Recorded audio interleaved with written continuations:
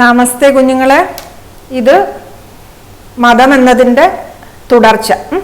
ഇതൊരു പേജ് മതത്തിനെ കുറിച്ചും അടുത്ത നമ്മൾ പുതിയ സാമൂഹ്യ സ്ഥാപനം പഠിക്കുകയും കൂടെ ചെയ്യുമ്പോൾ ഈ ചാപ്റ്റർ തീരുന്നു. അപ്പൊ മതത്തിനെ കുറിച്ച് നമ്മൾ എന്തെല്ലാം പഠിച്ചിരുന്നു? മതത്തിനെ കുറിച്ച് സമൂഹശാസ്ത്രം എങ്ങനെയാണ് പഠിക്കുന്നത്, മതപരമായി എങ്ങനെയാണ് മതത്തിനെ കുറിച്ച് പഠിക്കുന്നത് എന്നത് ഒരു ചെറിയ മാർക്കിന് പഠിച്ചു. അതുപോലെ മതത്തിന്റെ സവിശേഷതകൾ എന്തൊക്കെയാണെന്ന് പഠിച്ചു. പിന്നെ എമിൽ ദുർക്കയും പറഞ്ഞ വിശുദ്ധം അവിശുദ്ധ മണ്ഡലം എന്നുള്ളതിനെ കുറിച്ച് പഠിച്ചു, മനസ്സിലാക്കി അല്ലെ. പിന്നെ അതുപോലെ തന്നെ നമ്മളൊരു വിളക്ക് വെറുതെ കത്തിക്കുന്നതും ഒരു പള്ളിയിലോ അമ്പലത്തിലോ പോയി കത്തിക്കുന്നതും തമ്മിലുള്ള വ്യത്യാസം എന്തൊക്കെയാണെന്ന് മനസ്സിലാക്കി. അപ്പൊ ഇനി നമ്മൾ ഇന്ന് പഠിക്കാൻ പോകുന്നത് മതത്തിന് മറ്റു സാമൂഹ്യ സ്ഥാപനങ്ങളുമായിട്ടുള്ള ബന്ധം എന്താണ്. മതത്തിന് മറ്റു സാമൂഹ്യ സ്ഥാപനങ്ങളുമായിട്ടുള്ള ബന്ധം എന്ത് എന്നുള്ളതാണ്. മറ്റു സാമൂഹ്യ സ്ഥാപനം എന്ന് പറഞ്ഞാൽ എന്തൊക്കെയാണ്? നിങ്ങൾക്ക് അറിയുന്ന മറ്റു സാമൂഹ്യ സ്ഥാപനങ്ങൾ എന്തൊക്കെയാണ്? ഒന്ന് ആലോചിച്ച് നോക്കിക്കേ. വേറെ നമ്മൾ തന്നെ കുറെ സാമൂഹ്യ സ്ഥാപനങ്ങൾ പഠിച്ചിട്ടുണ്ട് അല്ലെ. പിന്നെ കുടുംബത്തിനെ കുറിച്ച് പഠിച്ചു അല്ലെ, വിവാഹം പഠിച്ചു. പിന്നെ നമ്മൾ പഠിക്കാത്ത സാമ്പത്തികമുണ്ട്, വിദ്യാഭ്യാസം, ഇവയൊക്കെ മറ്റ് സാമൂഹ്യ സ്ഥാപനങ്ങളാണ്. അപ്പൊ ഇങ്ങനെയുള്ള മറ്റ് സാമൂഹ്യ സ്ഥാപനങ്ങളുമായിട്ട് പിന്നെ മതത്തിന് എന്ത് ബന്ധം എന്നുള്ളതാണ് നമ്മൾ ഇന്ന് പഠിക്കുന്നത്. അപ്പൊ ഇതിനകത്തൊരു വലിയ ഇമ്പോർട്ടൻ്റ് ആയിട്ടുള്ളൊരു ഭാഗമുണ്ട്. ഒരു കാൽവിനിസം എന്ന് പറയുന്ന ഒരു മതത്തിനെ കുറിച്ചും കാൽവിനിസത്തിന് സാമ്പത്തിക ആശയവുമായിട്ടുള്ള ബന്ധത്തിനെ കുറിച്ച് മാക്സ് വെബർ പറഞ്ഞൊരു കാര്യം എല്ലാ വർഷത്തിലെ ക്വസ്റ്റ്യൻസിനകത്തും ചോദിക്കുന്നതാണത്. അപ്പൊ അതുകൊണ്ട് തന്നെ ഈ ഒരു ഭാഗം പ്രധാനമാണ്. മതത്തിന് മറ്റ് സാമൂഹ്യ സ്ഥാപനങ്ങളുമായിട്ടുള്ള ബന്ധം എന്ത് എന്നുള്ളത്. ഇത് പറയുന്നതിന് മുമ്പ് ഞാനൊന്ന് ജനറലായിട്ട് പറയട്ടെ. നിങ്ങളൊന്ന് ആലോചിച്ച് നോക്കിക്കേ, നിങ്ങൾ ഉൾപ്പെടുന്ന മതത്തിന് കുടുംബവുമായിട്ട് എന്തെങ്കിലും ബന്ധമുണ്ടോ? നിങ്ങളുടെ കുടുംബം ഏത് രീതിയിലായിരിക്കണം, അല്ലെങ്കിൽ നിങ്ങൾ എങ്ങനെ വിവാഹം കഴിക്കണം, പിന്നെ നിങ്ങൾ ഏത് തൊഴിൽ ചെയ്യണം, അല്ലെങ്കിൽ നിങ്ങൾ സമ്പത്ത് സൂക്ഷിച്ചു വയ്ക്കുന്നത് എങ്ങനെ, തുടങ്ങിയിട്ട് ഒരുപാട് കാര്യങ്ങൾ നാം പോലും അറിയാതെ നമ്മുടെ മതം നമ്മെ സ്വാധീനിക്കുന്നുണ്ട് അല്ലെ. ഒന്ന് ആലോചിച്ച് നോക്കിക്കേ. ശരിയല്ലേ ടീച്ചർ പറഞ്ഞത്? നിങ്ങൾ വിവാഹം കഴിക്കുന്നത് നിങ്ങളുടെ മതം പറയുന്ന രീതിയിലായിരിക്കാം അല്ലെ. ചില മതവിഭാഗക്കാർക്ക് 5 പേരെ വിവാഹം കഴിക്കാൻ പറ്റും, ചിലർക്ക് അത് പറ്റില്ല. അപ്പോൾ നമ്മൾ നമ്മുടെ മതം പറയുന്ന പോലെ ആയിരിക്കും വിവാഹം കഴിക്കുന്നത്. അപ്പൊ മതം എന്ന സാമൂഹ്യ സ്ഥാപനത്തിന് വിവാഹം എന്ന സാമൂഹ്യ സ്ഥാപനവുമായി ബന്ധമുണ്ട്. അതുപോലെ കുടുംബവുമായി ബന്ധമുണ്ട്, സാമ്പത്തിക സ്ഥാപനങ്ങളുമായി ഒക്കെ മതത്തിന് ബന്ധമുണ്ട് എന്നുള്ളതാണ് നമ്മുടെ ഇവിടുത്തെ ഇന്നത്തെ ചർച്ച എന്ന് പറയുന്നത്. അപ്പോ religion has close relationship with other social institutions എന്നുള്ളതാണ്. മതത്തിന് രാഷ്ട്രീയവും അധികാരവുമായി ബന്ധമുണ്ട്. അധികാരവുമായി മതത്തിന് ബന്ധമുണ്ടെന്ന് പറയുന്നു. അപ്പൊ അതെങ്ങനെയായിരിക്കാം? എങ്ങനെയാണ് മതത്തിന് രാഷ്ട്രീയവുമായിട്ട് ബന്ധമുള്ളത്? ചില സ്ഥലങ്ങളിലൊക്കെ ഇപ്പൊ നമുക്ക് അമേരിക്ക എടുത്തു നോക്കിക്കഴിഞ്ഞാൽ അമേരിക്കയിലൊക്കെ ക്രിസ്ത്യാനിറ്റി എന്ന മതം ത്തിന് ഒരുപാട് സ്വാധീനമുള്ളൊരു സ്ഥലമാണ്. അവിടുത്തെ ഭരണാധികാരികളൊക്കെ ഈ മതവുമായി ബന്ധപ്പെട്ടിട്ടുള്ള ആളുകൾ പറയുന്ന കാര്യങ്ങളെയൊക്കെ അനുസരിക്കാറുണ്ട്. ഇപ്പൊ മതത്തിന് അവിടെ രാഷ്ട്രീയവുമായി ബന്ധമുണ്ട്. അങ്ങനെ പല സ്ഥലങ്ങളിലും മതത്തിന് രാഷ്ട്രീയവുമായി ബന്ധമുണ്ട്. പാകിസ്ഥാനിൽ മതത്തിന് രാഷ്ട്രീയവുമായിട്ട് ബന്ധമുണ്ട്. പിന്നെ അതുകൂടാതെ തന്നെ നമ്മുടെ ഇവിടെ തന്നെ നോക്കിക്കഴിഞ്ഞാൽ നിരവധി മതപ്രസ്ഥാനങ്ങൾ, അതായത് റിലീജിയസ് മൂവ്മെന്റുകൾ ഒരുപാട് സാമൂഹിക മാറ്റത്തിന് വേണ്ടി ശ്രമിച്ചിട്ടുണ്ട്. സോഷ്യൽ ചേഞ്ചിന് വേണ്ടിയിട്ട് റിലീജിയസ് മൂവ്മെന്റുകൾ ഉണ്ടായിട്ടുണ്ട്. ഈ റിലീജിയസ് മൂവ്മെന്റുകൾ അതായത് നമ്മുടെ സമൂഹത്തിലുണ്ടായിരുന്ന കാസ്റ്റ് ഡിസ്ക്രിമിനേഷൻ ഇല്ലാതാക്കുന്നതിന് വേണ്ടിയിട്ട്, കാസ്റ്റ് ഡിസ്ക്രിമിനേഷൻ സമൂഹത്തിൽ നിന്നും തുടച്ചു മാറ്റുന്നതിന് വേണ്ടി നിരവധി മൂവ്മെന്റുകളൊക്കെ ഉണ്ടായിട്ടുണ്ട്. പിന്നെ അതുപോലെ തന്നെ മതപരമായിട്ടുള്ള ഒരുപാട് കാര്യങ്ങൾ, ഇപ്പൊ സതി എന്ന് പറയുന്ന മതപരമായിട്ടുള്ള ഒരു ആശയം നിർത്തലാക്കുന്നതിന് വേണ്ടിയിട്ട് ഒരുപാട് പ്രസ്ഥാനങ്ങളൊക്കെ ഉയർന്നു വന്നിട്ടുണ്ട്. അപ്പം മതത്തിന്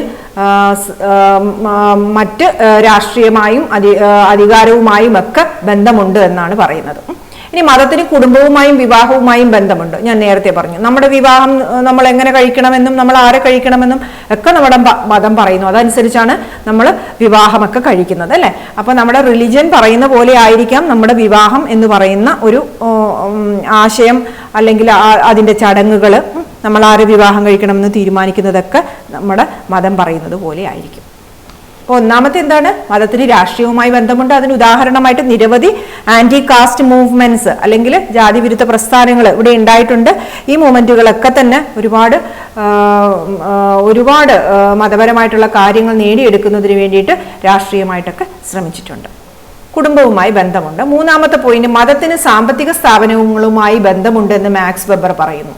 അപ്പൊ രാഷ്ട്രീയം പറഞ്ഞു, കുടുംബം പറഞ്ഞു, വിവാഹം പറഞ്ഞു. ഇനി അടുത്ത സാമ്പത്തികം. മതത്തിന് എക്കണോമിക് ഇൻസ്റ്റിറ്റ്യൂഷൻസുമായിട്ട് ബന്ധമുണ്ട്. Religion has a relationship with economic institution says Max Weber, sociologist. ഇനി മതത്തെക്കുറിച്ച് മാക്സ്, അപ്പൊ ഒരു കാര്യം ശ്രദ്ധിക്കുക. ഇപ്പൊ ഇങ്ങനെ ഒരു ചോദ്യം വരുന്നു, മതത്തിന് മറ്റ് സാമൂഹ്യ സ്ഥാപനങ്ങളുമായിട്ടുള്ള ബന്ധം 4 മാർക്കിനാണ് ചോദിക്കുന്നതെന്ന് വെക്കുക. അപ്പൊ ഒന്നാമത്തെ രാഷ്ട്രീയവുമായുള്ള ബന്ധം എഴുതി, 2 കുടുംബവുമായുള്ള ബന്ധം എഴുതി, 3 സാമ്പത്തിക സ്ഥാപനങ്ങളുമായി ബന്ധമുണ്ടെന്ന് മാക്സ് വെബർ പറഞ്ഞിട്ടുണ്ട്. അങ്ങനെ എഴുതാം. പിന്നെ എന്തെഴുതാം? പിന്നെ നമ്മൾ ഇത് അവിടേക്ക് വരുന്നു. മതത്തെ സമൂഹത്തിൽ നിന്നും വേർപെടുത്തുവാൻ സാധ്യമല്ല. മതത്തിന് മറ്റ് സാമൂഹ്യ സ്ഥാപനങ്ങളുമായിട്ട് അഭേദ്യമായ ബന്ധമുണ്ട്. സമൂഹത്തിലെ ശക്തികൾ മതസ്ഥാപനങ്ങളെ സ്വാധീനിക്കുന്നുണ്ട്. സമൂഹത്തിലെ എല്ലാ ശക്തികളും, കുടുംബം, രാഷ്ട്രീയം ഒക്കെ മതസ്ഥാപനങ്ങളെ സ്വാധീനിക്കുന്നുണ്ട്. മതപരമായ അനുഷ്ഠാനങ്ങൾ അതാത് സംസ്കാരവുമായി, അതാത് സമൂഹത്തിലെ സംസ്കാരവുമായി ചേർന്നതായിരിക്കും. അതുകൊണ്ട് മതത്തിന് സംസ്കാരവുമായും ബന്ധമുണ്ട്. മതത്തിന് സംസ്കാരവുമായി ബന്ധമുണ്ട്. മതത്തിന് സമൂഹത്തിലെ എല്ലാ ശക്തികളുമായി ബന്ധമുണ്ട്. മതത്തെ സമൂഹത്തിൽ നിന്നും വേർപെടുത്തുവാൻ സാധ്യമല്ല എന്നുള്ളതാണ്. അപ്പൊ ഈ 6 പോയിന്റ് ആയിരിക്കണം എപ്പോൾ എഴുതേണ്ടത്? മറ്റു സാമൂഹ്യ സ്ഥാപനങ്ങളുമായി മതത്തിനുള്ള ബന്ധം എന്ന് പറഞ്ഞു ചോദിക്കുമ്പോൾ എഴുതാനുള്ളത്. ഇനി നമ്മൾ അടുത്ത് പഠിക്കുന്നത് മതത്തെക്കുറിച്ച് മാക്സ് വെബർ എന്ത് പറഞ്ഞു എന്നുള്ളതാണ്. മതത്തിനെ കുറിച്ച് മാക്സ് വെബർ എന്ന് പറയുന്ന സോഷ്യോളജിസ്റ്റ് എന്താണ് മതത്തിനെ കുറിച്ച് പറഞ്ഞത് എന്നാണ് നമ്മൾ നോക്കുന്നത്. Max Weber is a classical sociologist and he demonstrated how sociology looks at religion in its relationship to other aspects of social and economic behavior എന്നുള്ളതാണ്. അപ്പോൾ ഇദ്ദേഹം പറഞ്ഞത് കാൽവിനിസം എന്ന് പറയുന്ന ക്രിസ്ത്യാനിറ്റിയിലുള്ള ഒരു ചെറിയ ഉപവിഭാഗമാണ് കാൽവിനിസം എന്ന് പറയുന്ന മതം. ക്രിസ്ത്യാനിറ്റിക്കകത്തുള്ള ഒരു ചെറിയ ഉപവിഭാഗമാണ്. ഈ കാൽവിനിസത്തിന് മുതലാളിത്തം എന്ന് പറയുന്ന സാമ്പത്തിക ആശയവുമായിട്ടുള്ള ബന്ധം, മുതലാളിത്തം അഥവാ ക്യാപിറ്റലിസം എന്ന് പറയുന്ന സാമ്പത്തിക ആശയവുമായി, എക്കണോമിക് ഐഡിയോളജിയുമായിട്ടുള്ള റിലേഷൻഷിപ്പ് എന്ത് എന്നാണ് മാക്സ് വെബർ ഇവിടെ പറയുന്നത്. മനസ്സിലായല്ലോ? അപ്പൊ മതത്തിന് സാമ്പത്തിക സ്ഥാപനങ്ങളുമായി ബന്ധമുണ്ടെന്ന സ്റ്റേറ്റ്മെന്റ് നമ്മൾ പറഞ്ഞു. പിന്നെന്ത് പറയുന്നു? മാക്സ് വെബർ പറയുന്നത് മതത്തിന് സാമ്പത്തിക സ്ഥാപനങ്ങളുമായി ബന്ധമുണ്ട്. മാക്സ് വെബർ കാൽവിനിസത്തിന് മുതലാളിത്തവുമായി ബന്ധമുണ്ടെന്ന് പറയുന്നു. Calvinist has A connection with capitalist behaviour അല്ലെങ്കിൽ ക്യാപിറ്റലിസം. ഇനി എന്താണ് ഒന്നൊന്നായിട്ട് നമുക്ക് നോക്കാം. അതിനയാൾ കുറേ കാര്യങ്ങൾ പറയുന്നുണ്ട്. മുതലാളിത്തം എന്തു പറയുന്നു, മതം എന്തു പറയുന്നു, അങ്ങനെ പറഞ്ഞിട്ട് അതിനെ വിവരിക്കുകയാണ് ചെയ്യുന്നത്. അപ്പോൾ 1, 2, 3 പോയിന്റ്, 4 പോയിന്റ് ആണ് നമുക്ക് അവിടെ ഉള്ളത്. ഒന്നാമത്തെ പോയിന്റ് എന്ന് പറയുന്നത് മുതലാളിത്തം എന്ന സാമ്പത്തിക ആശയം വളരാനും താഴാനും കാൽവിനിസം വഴിയൊരുക്കിയിട്ടുണ്ട്. അപ്പോൾ മുതലാളിത്തം എന്ന് പറയുന്ന ആശയത്തിനെ വളർത്തിക്കൊണ്ട് വരുവാനായിട്ട് ആര് കാരണമായി എന്ന് പറയുന്നു? കാൽവിനിസം എന്ന് പറയുന്ന ഒരു മതം കാരണമായി എന്നാണ് പറയുന്നത്. കാൽവിനിസം ക്രിസ്ത്യാനിറ്റിക്ക് അകത്ത് തന്നെയുള്ള ഒരു മത വിഭാഗമാണ്. ഇനി ഒരു വ്യക്തി തന്റെ തൊഴിലിൽ ഈ കാൽവിനിസം എന്താ പറയുന്നതെന്ന് അറിയോ? ആരും അമിതമായിട്ട് ചെലവാക്കരുത്, നമ്മൾ ദൈവത്തിന് വേണ്ടി പണി ചെയ്യണം, നമ്മൾ സ്വന്തം തൊഴിൽ വിജയിച്ചു കഴിഞ്ഞാൽ ദൈവം, നമ്മൾ നന്നായിട്ട് പണിയെടുത്തു കഴിഞ്ഞാൽ ദൈവം സന്തോഷവാനാകുന്നു. ഇങ്ങനെ ദൈവം സന്തോഷവാനാകുമ്പോൾ നമുക്ക് ദൈവത്തിന്റെ എല്ലാ അനുഗ്രഹങ്ങളും കിട്ടും. നാം തൊഴിൽ ചെയ്യുന്നത് ദൈവമഹത്വത്തിന് വേണ്ടിയിട്ടാണ്. മനുഷ്യൻ ഒരിക്കലും അമിതമായിട്ട് ചെലവഴിക്കാൻ പാടില്ല, നമ്മൾ അമിതമായി ദുർവ്യയം പാടില്ല എന്നൊക്കെ ആര് പറയുന്നു? കാൽവിനിസം എന്ന് പറയുന്ന മതം പറയുന്നുണ്ട്. ഇനി ഈ അതേ ആശയങ്ങൾ തന്നെയാണ് ക്യാപിറ്റലിസ്റ്റ് ആശയങ്ങൾ. നമുക്ക് നോക്കാം എങ്ങനെയാണെന്ന്. മുതലാളിത്തം എന്ന സാമ്പത്തിക ആശയം വളരാനും താഴാനും കാൽവിനിസം സ്വാധീനിച്ചിട്ടുണ്ട്. അല്ലെങ്കിൽ വളരാനെന്ന് മാത്രം എഴുതിയാലും മതി, താഴാനെന്നുള്ളത് അവിടെ ശരിക്കും പറഞ്ഞ ആവശ്യമില്ല. വളരാൻ കാൽവിനിസം സഹായിച്ചിട്ടുണ്ട്. ഇനി തൊഴിൽ ദൈവമഹത്വത്തിന് വേണ്ടി ചെയ്യണമെന്ന് ആര് പറയുന്നു? കാൽവിനിസം പറയുന്നുണ്ട്. ഒരു വ്യക്തി തന്റെ തൊഴിൽ വിജയിച്ചാൽ ദൈവം സന്തോഷവാനായതുകൊണ്ടാണ് എന്ന് കാൽവിനിസം വിശ്വസിക്കുന്നു. ഒരാൾ തൊഴിൽ ജയിച്ചു എന്ന് വെച്ചാൽ എന്താണ്? അവന് ദൈവാനുഗ്രഹമുണ്ട്, ദൈവം സന്തോഷവാനാണ്, അതുകൊണ്ട് അവന്റെ തൊഴിലിൽ വിജയിച്ചു എന്നാണ് കാൽവിനിസം പറയുന്നത്. ഇനി മനുഷ്യൻ സ്വത്ത് ലാഭമുണ്ടാക്കാൻ നിക്ഷേപിക്കണം, അമിതമായി ചെലവാക്കരുത്, നിക്ഷേപം പുണ്യമാണ് എന്നെല്ലാം കാൽവിനിസം പറയുന്നുണ്ട്. ഇനി നമുക്ക് സാമ്പത്തിക ആശയമായ മുതലാളിത്തം എന്താ പറയുന്നത് നോക്കാം. മുതലാളിത്തവും ഇതുപോലെ ലാഭത്തിൽ വിശ്വസിക്കുന്നു. ഇവിടെ മനുഷ്യൻ സ്വത്ത് ലാഭമുണ്ടാക്കാൻ നിക്ഷേപിക്കണം, മുതലാളിത്തം ലാഭത്തിൽ വിശ്വസിക്കുന്നു. അതിനാൽ മതത്തിന് മുതലാളിത്തം എന്ന സാമ്പത്തിക ആശയവുമായി ബന്ധമുണ്ട് എന്നാണ് ആര് പറയുന്നത്? മാക്സ് വെബർ എന്ന ക്ലാസിക്കൽ സോഷ്യോളജിസ്റ്റ് പറയുന്നത്. മനസ്സിലായല്ലോ. അപ്പൊ ക്രിസ്ത്യാനിറ്റിയിലുള്ള ഒരു ഉപവിഭാഗമാണ് എന്ത്? ബ്രാഞ്ച് ഓഫ് പ്രൊട്ടസ്റ്റന്റ് ക്രിസ്ത്യാനിറ്റി ആണ് കാൽവിനിസം എന്ന് പറയുന്നത്. Calvinist believe that the world was created for the glory of God. ഗോഡിന് വേണ്ടിയിട്ടാണ് നമ്മൾ ലോകം ഉണ്ടാക്കിയിരിക്കുന്നത്. പിന്നെ അതുപോലെ തന്നെ ആരെങ്കിലും അവന്റെ ജോലിയിൽ സക്സസ്ഫുൾ ആയാൽ അതിന്റെ അർത്ഥം ദൈവം അവനിൽ സന്തോഷവാനാണ് എന്നുള്ളതാണ്. പിന്നെ അതുപോലെ തന്നെ Calvinist also believed in the concept of predestination, future, അതുപോലെ ഫെയ്റ്റ്, അതിലൊക്കെ വിശ്വസിക്കുന്നുണ്ട്. Which men that whether one will go to heaven or hell was preordained. ഒരാൾ സ്വർഗത്തിൽ പോകുമോ നരകത്തിൽ പോകുമോ എന്നുള്ളതൊക്കെ നേരത്തെ തീരുമാനിച്ചു വെച്ചിട്ടുണ്ട്. അത് അവന്റെ പ്രവൃത്തിക്കനുസരിച്ച് അതിനെ ആൾറെഡി തന്നെ ദൈവം തീരുമാനിച്ച് വച്ചിട്ടുണ്ട്. ഓക്കെ. പിന്നെ people sought to look for signs of God's will in this world and in their own occupation. Thus, if a person in whatever profession was consistent and successful in his or her work, it was interpreted as a sign of God's happiness. ഒരാൾ തുടർച്ചയായിട്ട് അവന്റെ തൊഴിലിൽ വിജയം കണ്ടെത്താൽ അതിന്റെ അർത്ഥം എന്താണ്? ദൈവം അവനിൽ ഹാപ്പിയാണ്, അവനിൽ സന്തോഷവാനാണ്.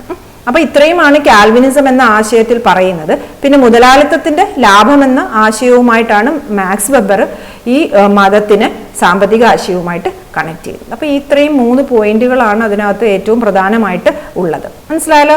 അപ്പൊ മതത്തിന് മറ്റ് സാമൂഹ്യ സ്ഥാപനങ്ങളുമായിട്ടുള്ള ബന്ധം ഇൻ ജനറൽ പറഞ്ഞു കഴിഞ്ഞാൽ ഞാനിവിടെ പറഞ്ഞു കുടുംബവും വിവാഹവുമായി ബന്ധമുണ്ട്, രാഷ്ട്രീയവുമായി ബന്ധമുണ്ട്, സാമ്പത്തിക സ്ഥാപനങ്ങളുമായിട്ട് ബന്ധമുണ്ട്. സമൂഹത്തിൽ നിന്ന് മതത്തെ വേർപെടുത്തുക എന്ന് പറയുന്നത് ബുദ്ധിമുട്ടാണ്.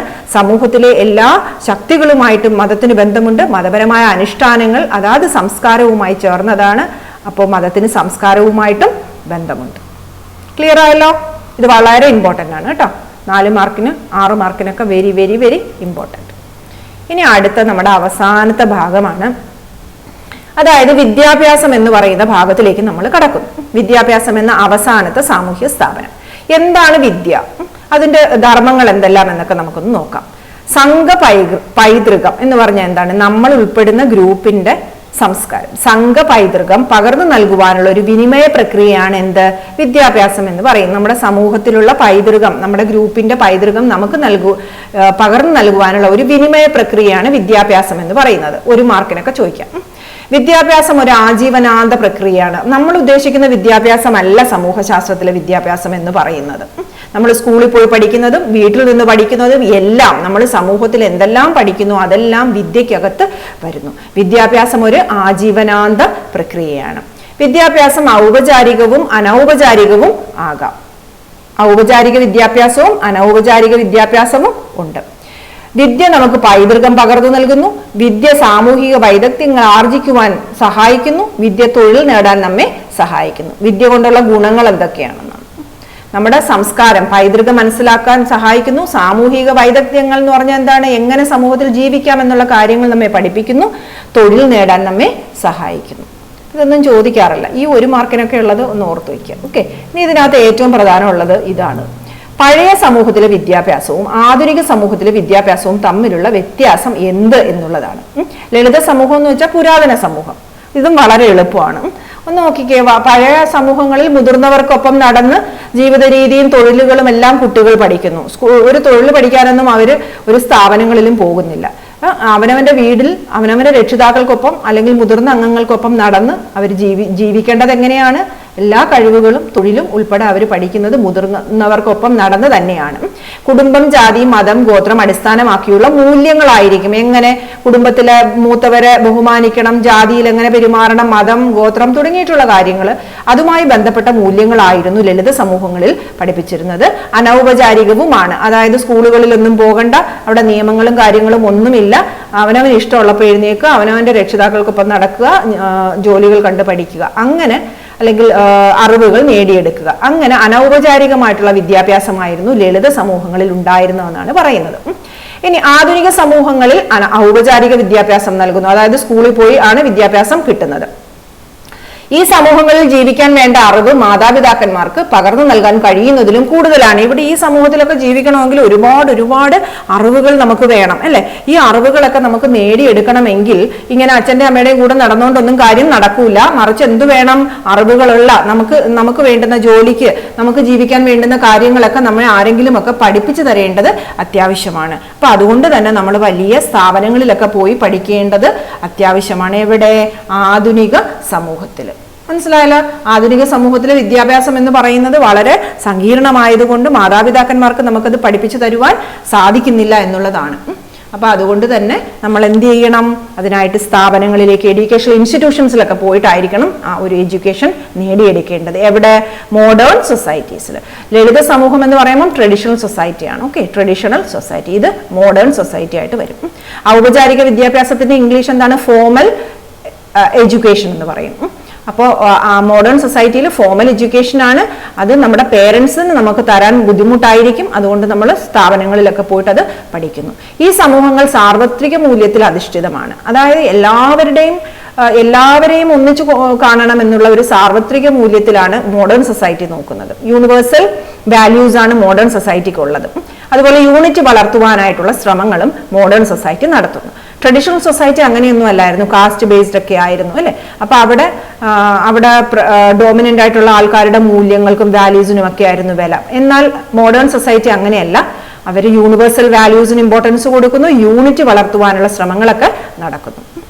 ഇനി ഫാക്ടറി ജോലികൾക്ക് നമ്മൾ സ്പെഷ്യൽ പഠിക്കുന്നു. രാഷ്ട്രങ്ങളെ കുറിച്ചുള്ള അറിവ് വേണം നമുക്ക്, ഭരണത്തെക്കുറിച്ചുള്ള അറിവ് വേണം, സാമ്പത്തിക ആശയങ്ങൾ, എക്കണോമിക് ഐഡിയോളജീസ് ഒക്കെ നമുക്ക് പഠിക്കേണ്ടതുണ്ട്, അല്ലെ?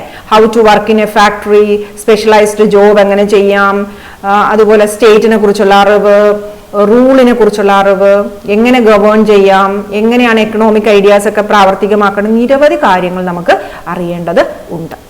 അപ്പൊ അതുകൊണ്ട് തന്നെ ആധുനിക സമൂഹത്തിലെ എഡ്യൂക്കേഷനും മോഡേൺ സൊസൈറ്റിയിലെ എഡ്യൂക്കേഷനും ട്രഡീഷണൽ സൊസൈറ്റിയിലെ എഡ്യൂക്കേഷനും തമ്മിൽ വ്യത്യാസമുണ്ട്. അപ്പൊ അതൊരു ചെറിയ മാർക്കിന്, ഇത് സ്ഥിരം ചോദിക്കുന്നതാണ് കേട്ടോ, 3 മാർക്കിന് ചോദിക്കാം ഇവിടെ വരെ. അത് പഠിച്ചു വയ്ക്കാം. അടുത്തത് സംഘടനവാദ വീക്ഷണവും നിർവഹണവാദ വീക്ഷണവും വിദ്യാഭ്യാസത്തെക്കുറിച്ച്. ഇതും 4 മാർക്കിനുള്ളതാണ്. അപ്പൊ നിർവഹണവാദികൾ എന്താണ് പറയുന്നത്? നിർവഹണവാദ വീക്ഷണം, സംഘടനവാദ വീക്ഷണം.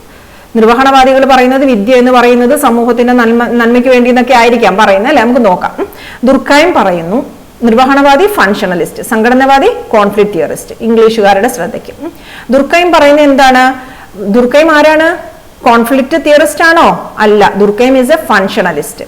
Okay, Durkheim is a functionalist. Karl Marx is a conflict theorist.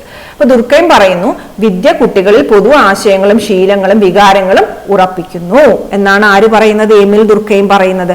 Emil ദുർക്കൈം says education എന്ത് ചെയ്യുന്നു? എഡ്യൂക്കേഷൻ ഒരാളുടെ മനസ്സിൽ എന്ത് കൊണ്ടുവരും? Maintains or റിന്യൂസ് social structure, transmits and develops culture. Educational system is an important mechanism for the selection and allocation of individuals in the future Rolls in society എന്നൊക്കെ പറഞ്ഞ് എഡ്യൂക്കേഷനെ കുറിച്ച് വാദോരാതെയാണ് ദുർക്കൈം ഒക്കെ പറയുന്നത്. ഓക്കെ, വിദ്യാഭ്യാസം സാമൂഹിക ഘടന നിലനിർത്തുന്നു, മെയിൻറ്റെയിൻ സോഷ്യൽ സ്ട്രക്ചർ, നവീകരിക്കുന്നു, അതിനെ എന്താ പറയുക, ഡെവലപ്പ് ചെയ്യുന്നു, വികസിപ്പിക്കുന്നു, പ്രസരിപ്പിക്കുന്നു, ട്രാൻസ്മിറ്റ് ചെയ്യിപ്പിക്കുന്നു. വിദ്യ വ്യക്തിയുടെ കഴിവ് വികസിപ്പിക്കുന്നു, ഒരാളുടെ ഇൻഡിവിജ്വൽ എബിലിറ്റീസിനെ അത് എന്ത് ചെയ്യുന്നു? അത് വലുതാക്കുന്നു എന്നാണ് ദുർക്കൈം ഉൾപ്പെടുന്ന സംഘടനവാദികൾ പറയുന്നത്. സംസ്കാരത്തെയും വിദ്യാഭ്യാസം സാമൂഹിക ഘടന നിലനിർത്തുന്നു, നവീകരിക്കുന്നു, സംസ്കാരത്തെ വികസിപ്പിക്കുന്നു, പ്രസരിപ്പിക്കുന്നു. നമ്മുടെ സംസ്കാരം മനസ്സിലാക്കുവാനും അതിനെ പ്രസരിപ്പിക്കുവാനും ഒക്കെ നമ്മെ സഹായിക്കുന്നു എന്നുള്ളതാണ്. ഇനി സംഘടനവാദികൾ ആയ കാർൾ മാർക്സിന്റെ ഗ്രൂപ്പ് എന്ത് പറയുന്നു എന്ന് നോക്കാം. സമൂഹം ശ്രേണീകരിച്ചിരിക്കുന്നു. അത് എപ്പോഴും അവർ പറയുന്നതാണ്. സമൂഹത്തിനെ പല തട്ടുകളായിട്ട് തിരിച്ചിരിക്കുന്നു, പ്രബല ജാതികൾ മറ്റുള്ളവരെ ചൂഷണം ചെയ്യുന്നു, ഇങ്ങനെയൊക്കെയാണ് അവർ പറയുന്നത്. ഓക്കെ, സമൂഹം സംഘർഷഭരിതമാണ്, പ്രബലവാദികളുടെ ചൂഷണം സഹിക്കവയ്യാതെ സമൂഹം എവിടേക്ക് പോകും? സംഘടനത്തിലേക്ക് പോകുന്നു. ഇങ്ങനെയൊക്കെയാണ് കോൺഫ്ലിക്ട് തിയറിസ്റ്റുകൾ പറയുന്നത്. അപ്പോൾ വിദ്യാഭ്യാസം അവസരങ്ങളിൽ അസമത്വം ഉണ്ടാക്കുന്നു. ആർക്കൊക്കെയോ നല്ല സ്കൂളുകളിൽ പോകാൻ പറ്റുന്നു, ചിലർക്ക് അതൊന്നും പറ്റുന്നില്ല. അങ്ങനെ തുടങ്ങിയിട്ടുള്ള സങ്കടങ്ങളൊക്കെയാണ് ആർക്ക്? സംഘടനവാദികൾക്കുള്ളത്. വിദ്യാഭ്യാസം സമൂഹത്തിൽ അവസരങ്ങളിൽ അസമത്വം ഉണ്ടാക്കുന്നു എന്നാണ് പറയുന്നത്. അതിനായിട്ട് പറയുന്നത് എന്താണെന്നറിയാം? ചില കുട്ടികൾക്ക് വലിയ ആനുകൂല്യങ്ങൾ ലഭിക്കുന്ന സ്കൂളിൽ പോകുമ്പോൾ മറ്റു ചിലർ ഈ അവസരങ്ങളൊന്നും ലഭിക്കുന്നില്ല എന്ന് പറയുന്നു. അത് ശരി തന്നെയാണല്ലേ? ചില കുട്ടികൾക്ക് വലിയ ആനുകൂല്യങ്ങൾ ലഭിക്കുന്ന സ്കൂളുകളിലേക്ക് പോകുന്നു, മറ്റു ചിലർക്ക് ഈ അവസരങ്ങളൊന്നും ലഭിക്കുന്നില്ല. സ്കൂൾ വരേണ്യവർഗത്തിന് എന്ന് പറഞ്ഞ പണക്കാർക്കും വർഗത്തിനും ജനങ്ങൾക്കും ഇടയിലുള്ള വിടവ് വർദ്ധിപ്പിക്കുന്നു എന്ന് ആര് പറയുന്നു? സംഘടനവാദികൾ. അത് ശരിയല്ലേ? ഈ അവസരങ്ങൾ എല്ലാവർക്കും ഒന്നും ലഭിക്കുന്നില്ല അല്ലെ? ചിലർ ഒരുപാട് ഫീസ് കൊടുത്ത് വലിയ നല്ല സ്കൂളിൽ പോകുന്നു, ചിലർ അങ്ങനെ പോവാൻ പറ്റാതെയും ഇരിക്കുന്നുണ്ട്. ഇപ്പോൾ സ്കൂൾ വരേണ്യവർഗത്തിനും ജനങ്ങൾക്കും ഇടയിൽ വിടവ് വർദ്ധിപ്പിക്കുന്നു എന്ന് പറയും. ഈ ഒരു കാര്യത്തിൽ ടീച്ചർ കോൺഫ്ലിക്റ്റ് തിയറിസ്റ്റിന്റെ അടുത്ത് ചേർന്ന് നിൽക്കുന്നു. ഓക്കെ, മികച്ച സ്കൂളിൽ പോകുന്നവരും അത് പറ്റാത്തവരും, സ്കൂളിൽ പോകാനേ പറ്റാത്തവരും, പഠനം നിർത്തുന്നവരും നമുക്കിടയിലൊക്കെ ഉണ്ട്. നല്ല ഉടുപ്പിട്ട് പോകാൻ പറ്റുന്നവർ, നല്ല വണ്ടികളിൽ കയറി പോകാൻ പറ്റുന്നവർ, അത് പോകാൻ പറ്റാത്തവരൊക്കെ നമ്മുടെ സമൂഹത്തിലുണ്ട്. സമൂഹത്തിൽ വിദ്യാഭ്യാസ മേഖലയിൽ അവസര നിഷേധമുണ്ട്, അസമത്വം കാണപ്പെടുന്നു എന്നാണ് കോൺഫ്ലിക്റ്റ് തിയറിസ്റ്റുകൾ പറയുന്നത്. മനസ്സിലായല്ലോ? അപ്പൊ ഇതോടുകൂടി നമ്മുടെ 3-ാം ചാപ്റ്റർ കഴിഞ്ഞിരിക്കുന്നു. എവിടെയെങ്കിലും ഒക്കെ മനസ്സിലാക്കാൻ ബുദ്ധിമുട്ടൊക്കെ ഉണ്ടെങ്കിൽ ഒന്ന് പറഞ്ഞേക്കണേ കുഞ്ഞുങ്ങളെ, മറക്കല്ലേ.